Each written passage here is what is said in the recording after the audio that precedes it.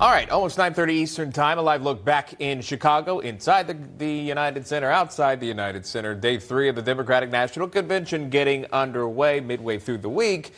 This time with a focus on how the party's new ticket plans to fight for Americans' freedoms.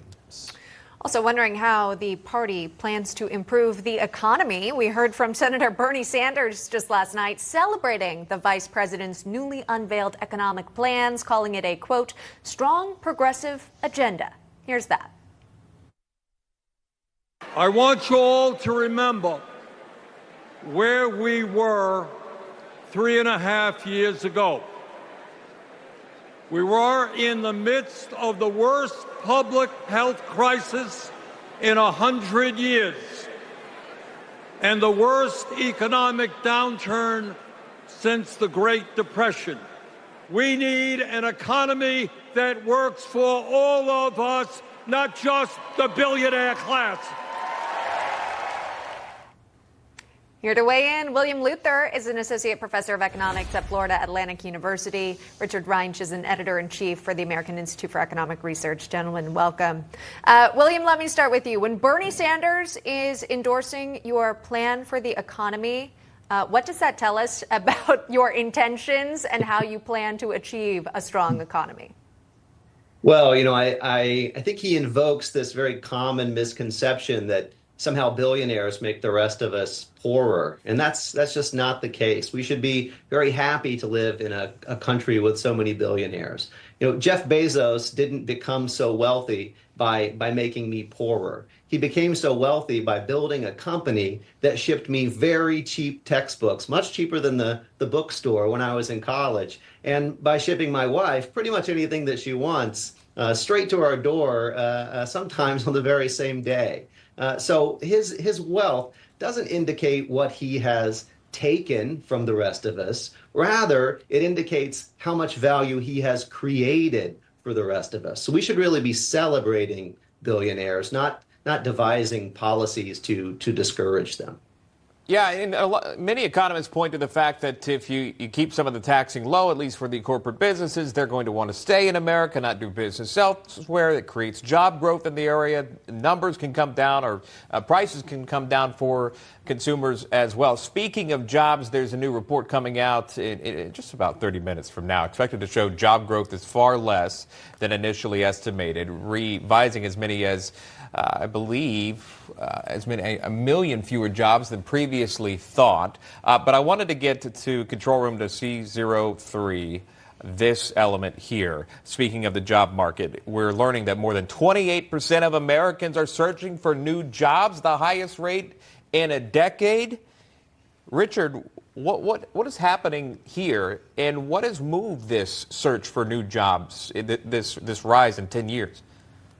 Well, I don't know that this new data point should be interpreted as dramatically to indicate that we're heading towards an economic recession or that a lot of people are going to be out of work. We have very high levels of employment right now. We have strong consumer demand, strong labor demand. What it might be indicating is that there are some soft spots emerging in this economy that perhaps can get worse.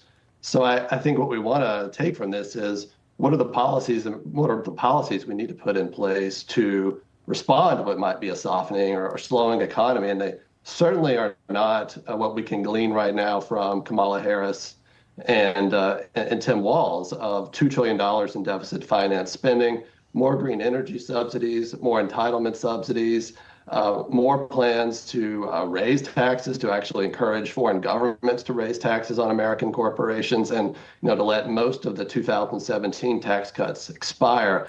That would be the exact wrong way to respond to what we're seeing or to what this data could mean. And so what it points to is the need for a strong pro-growth economic agenda. This is something that we have done in this country: fiscal responsibility, incentives for capital investment, and actually a very stable monetary policy. That's what we need to put into place. Yeah. William, when we think about these 28% of American workers here, are these folks who just want to explore a new career path? Or are these people who have been fired from their jobs and are desperately trying to make ends meet in this economy, and they need a salary to do so?